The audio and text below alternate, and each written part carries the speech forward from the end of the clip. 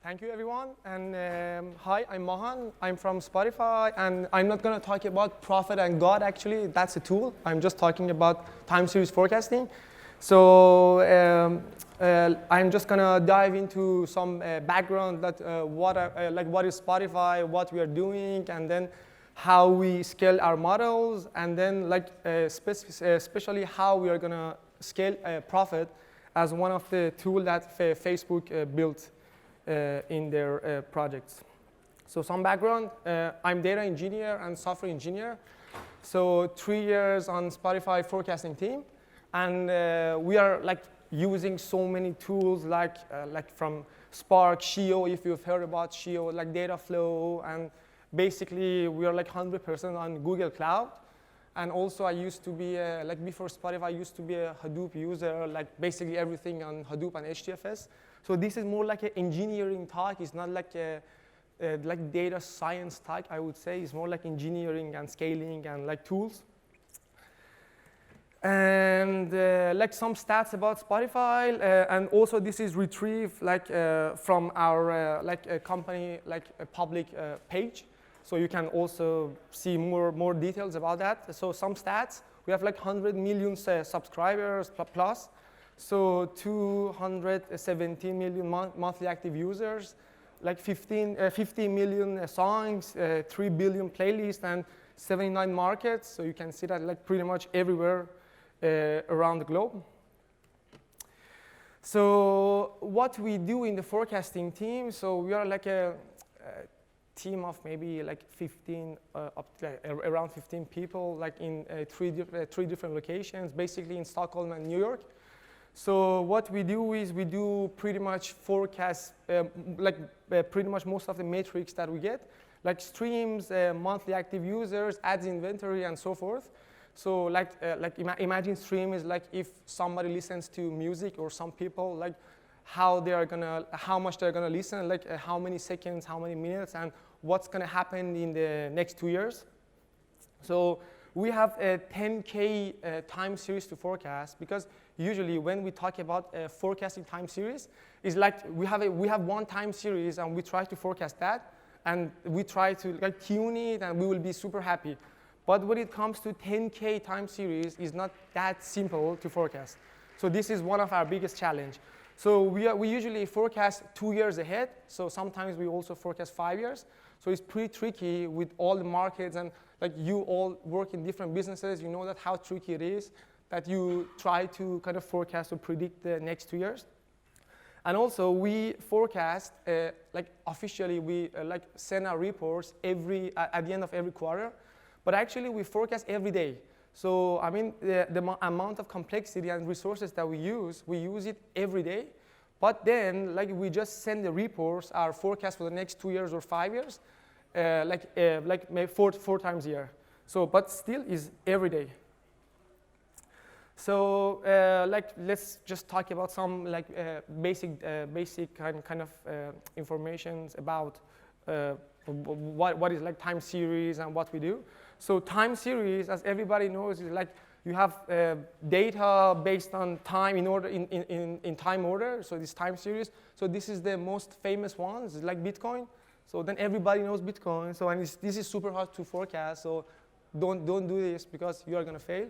Because there is no logic on forecasting this one. I tried, I failed. So. And then this is one time series. Just imagine you have 10K of these, and imagine you want to forecast 10,000 of these time series. And then what is Prophet?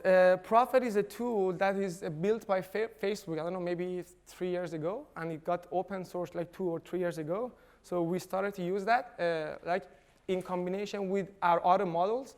So this is not the only model we have. We have many models. We have retention model for forecasting our users and monthly active users. So this is one of the tools, and I wanted to be super specific. That's why I put this name, and just to show how we are doing. But the whole talk is about pretty much how to scale any model. It's not specific to Prophet, but since this was more cool to present, so especially with time series, then I put this one. And it's available in Python and R. So like here's a PyData, and actually I'm like a Java developer, Scala developer, but I noticed that like, Python is something different, is a new king in this world these days, because everybody tries to write their complex model and everything is on Python these days, so it's super nice to have.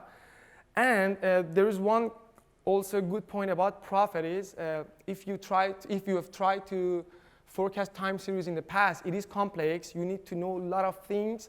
But Prophet is kind of a black box. It's not a black box. We can see what is happening. But it's easy with just default parameters. You try to forecast something. So this is super important. Imagine a black box. You send some data. You get a result. So it's often as accurate as if some kind of advanced models, how they do that. This is almost accurate, I would say, in most cases. So it is good. So you don't need to know a lot of logics in order to forecast time series.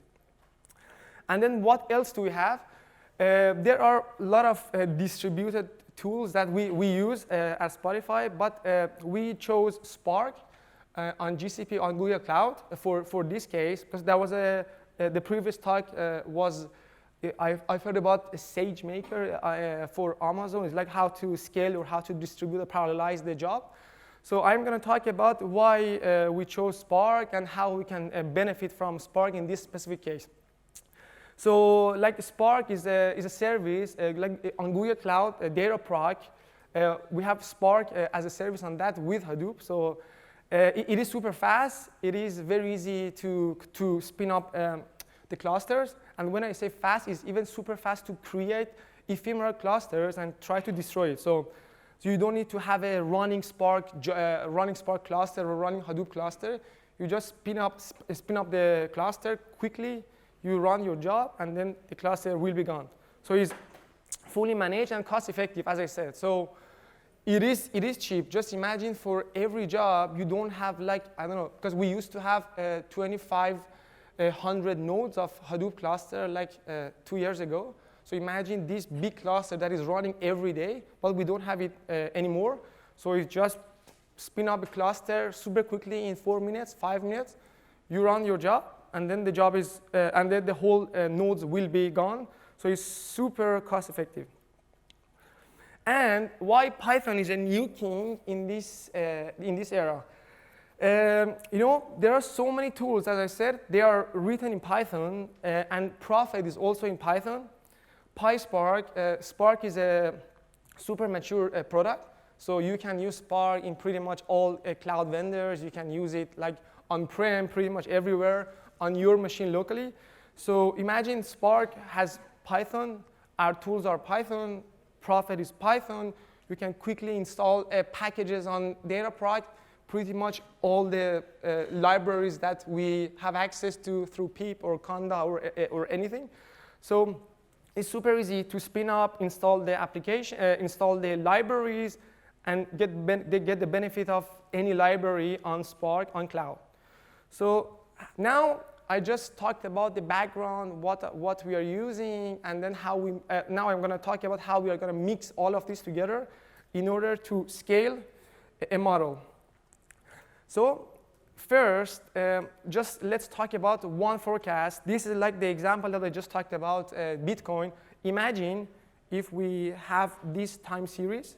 So there are some actuals. Imagine this is any time series. With Prophet, it's super easy. You put it into the model, and then you have some forecasted results, and then you will be happy. These dotted red lines is the forecasted results. So how long it takes, because this is not like a neural network, like advanced analytics, or this is not like if you run a model, it takes like 2 days to run. This takes a couple of minutes to a few minutes, a couple of seconds to a few minutes. So this is super fast on Prophet. And the runtime is also based on how much data you're going to have and what are the settings that you have. So I would say in 5 minutes, even sometimes in 10 minutes, you get a result. So it's not a big deal. You can run it in your machine, and everybody's happy. And this is what we started in the beginning. So we had 2 time series to forecast. Everybody was running in their machine on some Python Docker-based tools that we have. We were happy.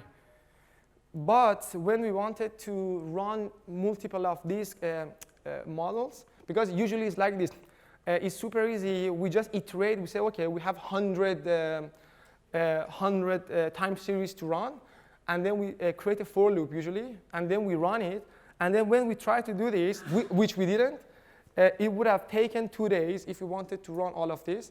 And this is impossible because, as I said, we want to run all of these forecasts every day, every single day, and we don't want to wait for like 2 days in order to have our results. And imagine if we have to tweak, if we have to tune, or something else. So this is pretty impossible. So sequentially, we cannot run any model in this way.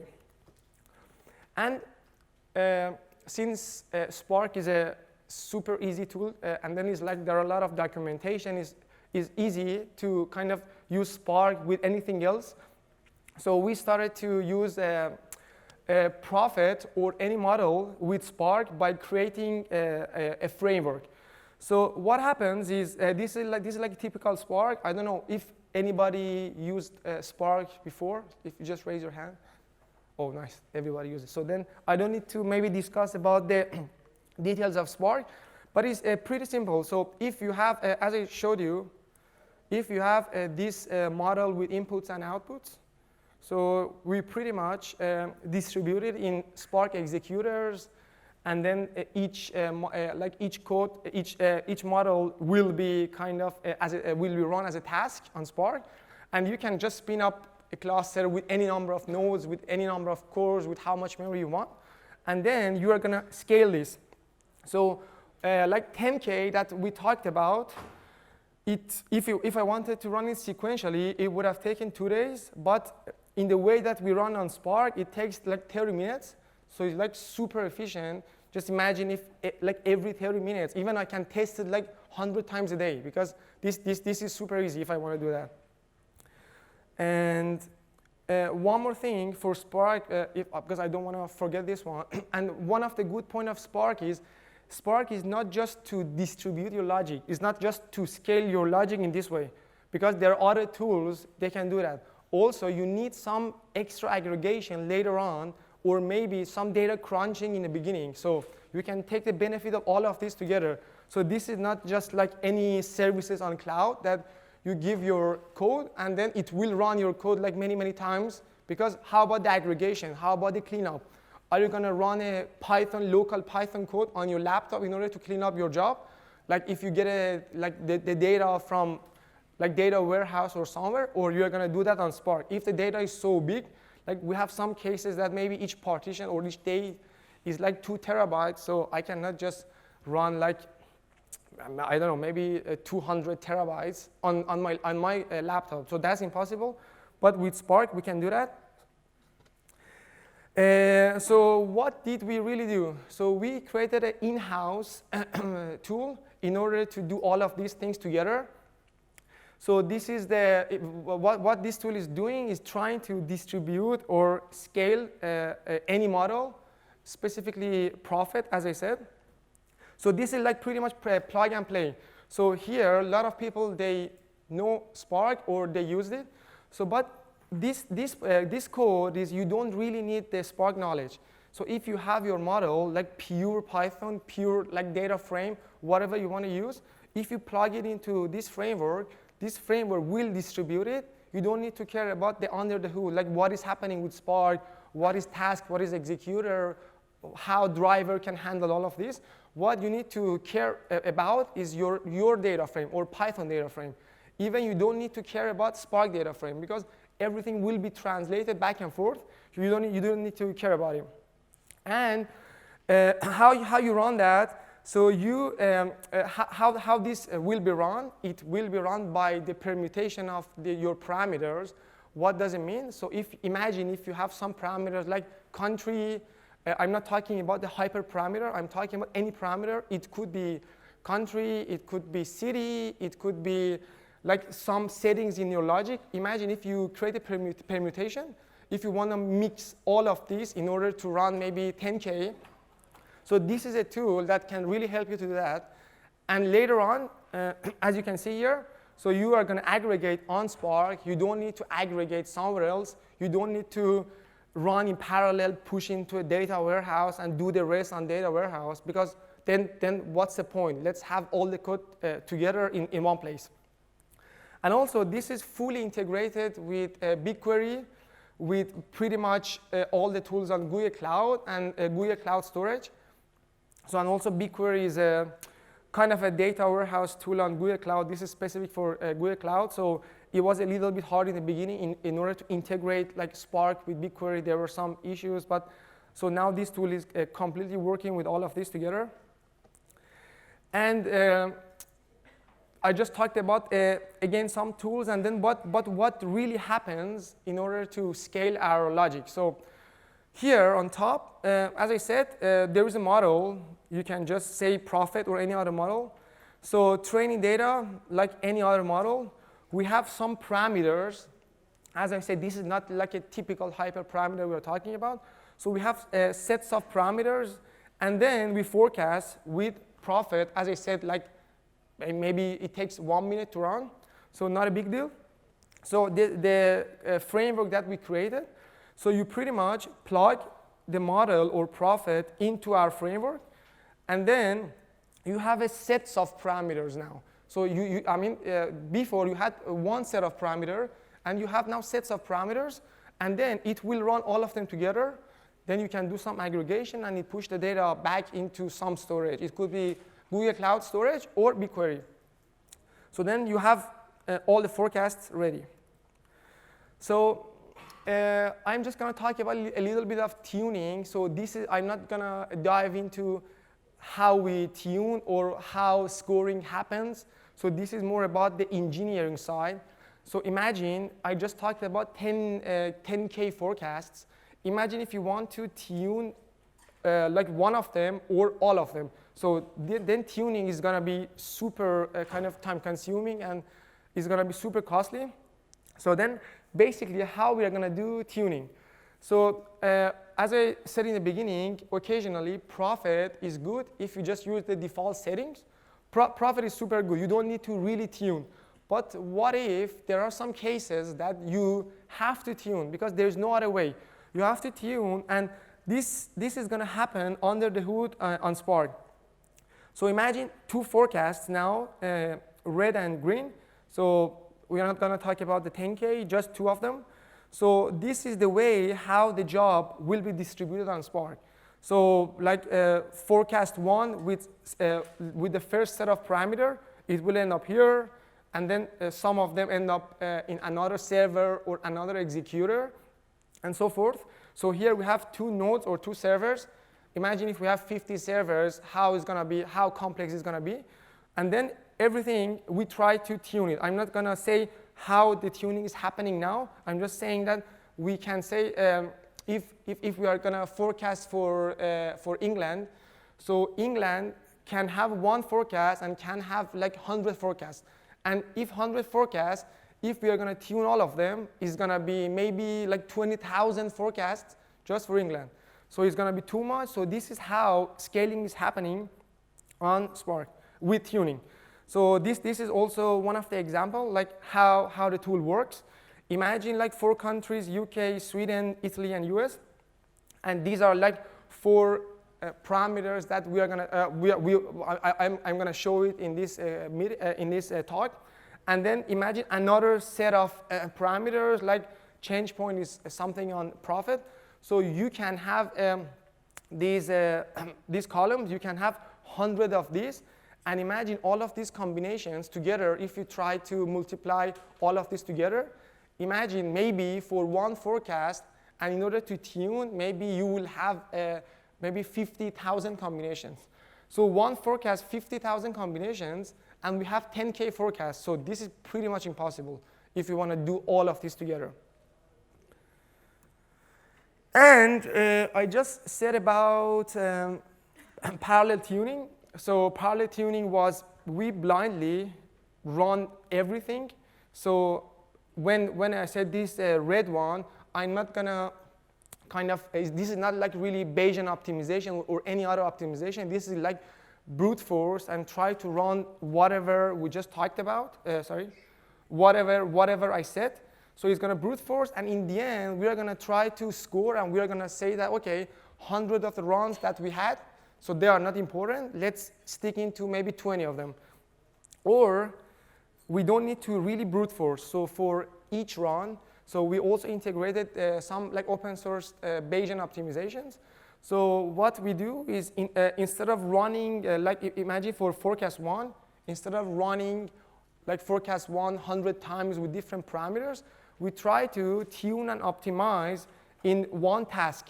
So now one task can take longer, but then you don't need to really brute force like pretty much all the possibilities, which is impossible. So this is the smarter way in order to tune 10K forecasts. And then how we do that? So I just showed you here. So we have to hard code like what are the prior scales or what are the settings or parameters that we have, because we have to know in the beginning how many permutations do we have.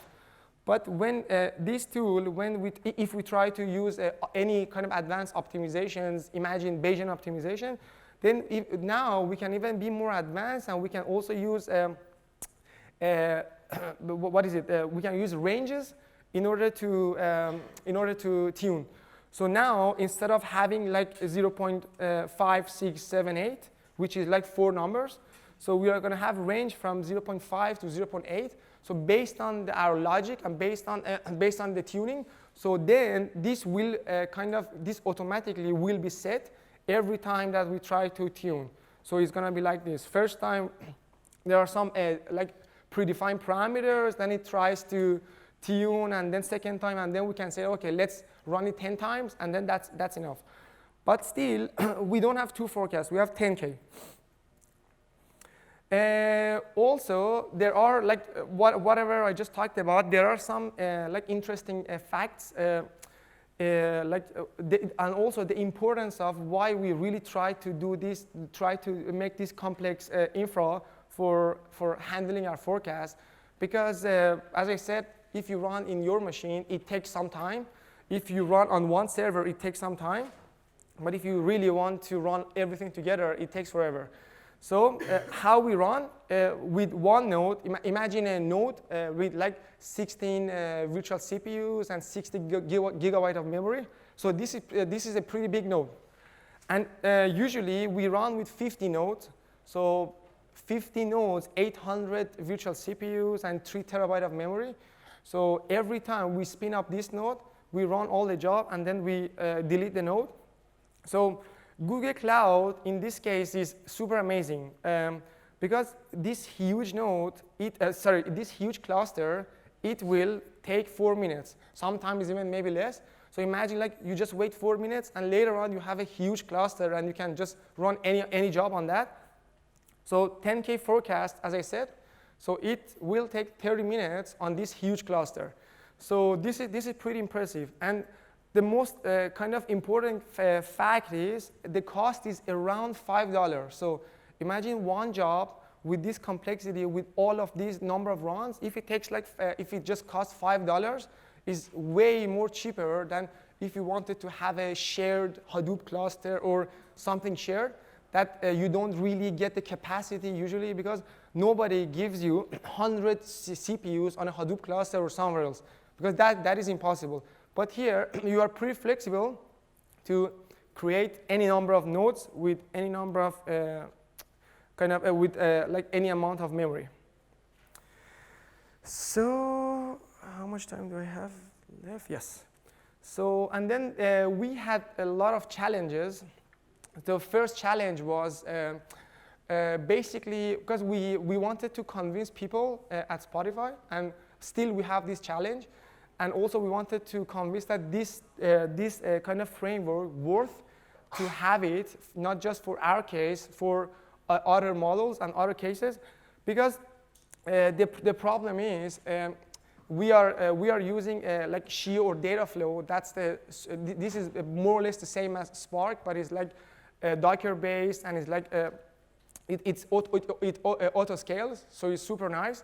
So we had to do it on another tool, There were a lot of reasons, because also Dataflow can support Python, but Spark maturity, and there were like other reasons that we chose Spark. And one of the biggest reasons was like what I asked from here, like 80% of the people, they use Spark. It was super easy. We didn't need to ask from data scientists, because our team is basically data scientists. We didn't need to ask them to learn another language or another tool, because Spark is a de facto. And another challenge that we had was, is not efficient, or is not really possible to tune 10K forecasts. So we said that we can just, every and each forecast, so we can tune it as much as possible.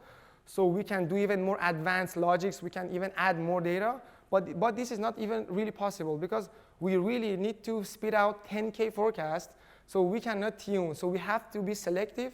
For some of them that we know that they are more tricky, then we have to tune that. So even with this complex infrastructure, that is not possible. Also, we had some cases that we were kind of really reaching the limit. So we were trying to tune and forecast 500K. So 10K, like we were like we had like 50 times more kind of forecast runs. So at that limit, we noticed that like things were not going in the right way. So sometimes, imagine the cluster even was more expensive, and we had a double of number of nodes, and then it was taking like 3 hours, and after 3 hours, everything was fine. Then we went to the BigQuery, there was no result. So then we were just checking all the logs on Google Cloud. We didn't find anything. So this was one of the problems that like randomly happened. So we're gonna talk more with Google engineers. Maybe if we find out what is really happening, because there are different steps. There is a step on how we run on Dataproc. There is another step how we push the data into Google Cloud Storage. There is a third step how we push data from Google Cloud Storage to BigQuery. So we had these challenges that if something sometimes kind of runs randomly, or like randomly, it will be successful. So that's gonna be tricky. So that was the limit that we had. So we are trying to solve, but it's not a big deal. And also testing locally, because Spark, as like everybody knows, Spark, we can just really run and test it locally. So that was a benefit for us. So we are creating our model. So we are trying to test it locally. So we just test it with like some threads on locally, and then we are going to push it on with continuous delivery and pretty much all the fancy words that these days people use. We build, and then we push into production, then we schedule, and everything will be run. But every now and then we run into issue. It could be data quality. It could be any other problem that maybe there are some. Maybe there is a new market that we don't have enough data, so Prophet cannot forecast that. So sometimes we run into some issues that locally it is not possible. So then we really have to run it on a cluster. We have to run it for all the combinations in order to find out what is happening. So as the previous speaker was talking, so logging is super important. And we also try to log as much as possible, but don't try to log your data, because if you make a mistake like what I did, so I tried to log some of my like test data. So I just try to kind of multiply some like random data, and then I try to log, and then my computer broke, and then it's okay. So then it's good that to try to test it locally. If you break something, then you are not going to do that on a cluster, because it's going to be super costly. And another problem that we had, so this is a bit tricky, because everybody knows that Spark creates files. It was on HDFS or pretty much everywhere. So Spark, if you have a lot of tasks or executors, it creates files, and then these files will end up somewhere. So if you run the code in this way, that you have so many small tasks, each task creates a small file, because maybe kilobytes of files. And then Spark, in the end, will create maybe 100,000 files, which is impossible even to push into anywhere, either Google Cloud Storage or Hadoop or BigQuery. So then now we have to do some coalesce, and we have to merge the data together on Spark, and if the data is too much, sometimes this is tricky.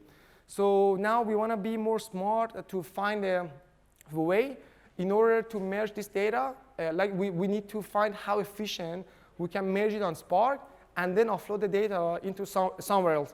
So this was also one of our challenge. And thank you. And I have one more thing because I have time now. So I just wanted to have this one in the end. So this is pretty much the tech stack we have. This is not about this talk. It's like about our tooling in our team. So Shio is our data ingestion. Is like when we are talking about terabytes of data. So and also like since all the pipelines and everything is kind of we have some standard tools and kind of codes and pretty much everything. So Shio, we do the main ingestions on Shio. So we don't do that on Spark. And Shio is the Scala, I would say Scala library on top of Google Cloud, which is Java and Python. So and then we have a scheduler like Stix is scheduler invokers on Kubernetes and so forth. So we have we containerize our code, and then we schedule our code on Google Cloud. And definitely, as we said, Dataproc is the main tool we are using. And of course, pretty much everything ends up on BigQuery or data storage because BigQuery is super strong, and then we can just query like any other data warehouses. Thank you very much. And if you have any question.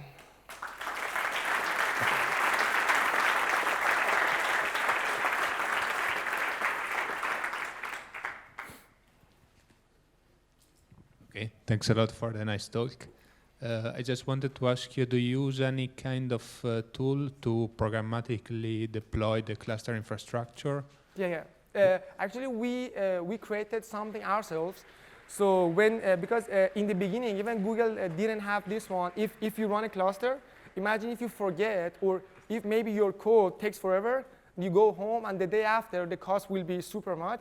So then we created a tool in order to see if there is a limit, or if maybe after 2 hours, try to destroy the cluster.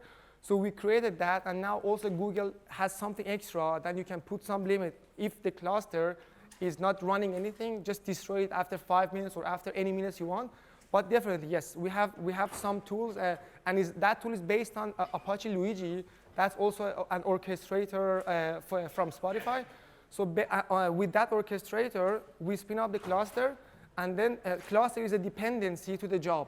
And then the job will run. After the job is finished, our tool will destroy the cluster. So then everything is kind of orchestrated together with Luigi, yeah. Okay, thank you. Yeah. So you're saying that basically you did no Spark knowledge, so you can integrate the code of Prophet like it's plug and play. How do you integrate it? Like it's some user-defined function, or? No, actually it's not a user-defined function. That's a pure, because we created a library that library automatically, when you get your model, as just a typical function. So with that one, we parallelize, and then let's say that you want to run your model 100 times with 100 different sets of parameters. So under the hood, we created a library to parallelize all of these. And then what you need to do as a programmer or as a data scientist, just create your function, input is pandas data frame, output is pandas data frame. And the rest will be handled with the code that we created. It's not, I would say, it could be, it's not like a typical user-defined, it's not a typical UDF, but there are some codes that they are handling all of this. But so you still have to go through some kind of serialization to go back to the Spark JVM, yes, and execute the scikit interface. So you are going up and down from Prophet to CGVM all over again. It does, but the main thing is if you have some aggregation later on, because when spin-ups, like all of these tasks, so they run like, of course there are serializations, but and then they are going to run independently from each other, and they have nothing else to do with each other. But in the end, the main thing is if we get all of these forecasts down to the one place, and then the biggest challenge is how to aggregate that one, and then that's going to be the heavy serialization or heavy aggregation on Spark. But the rest is super simple, because each task can take like less than a second to run on this big cluster. Hi.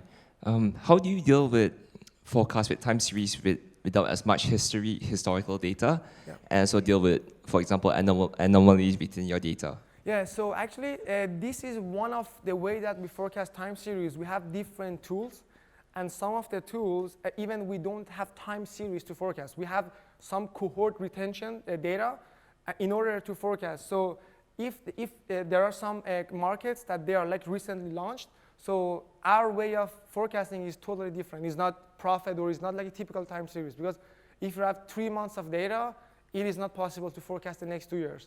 But we have a lot of mature markets that we are going to forecast them in this way and other ways, and we are going to compare them together. We are going to score, and then for some cases we know that Prophet shines, and for other cases we know that our built-in logics, auto logics, they are way better. But definitely for small data or for small market, that is not possible. Yeah. Thanks.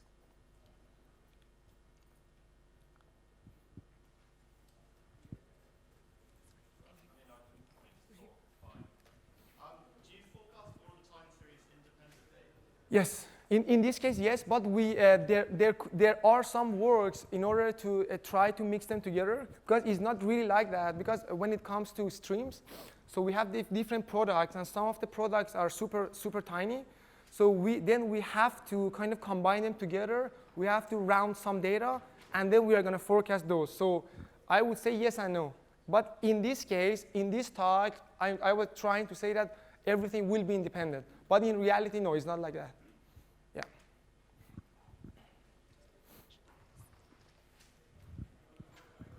So do you store the Prophet configuration for each time series, like seasonality or the change points? Yeah. Where do you store that? Or? Where do I store the change point?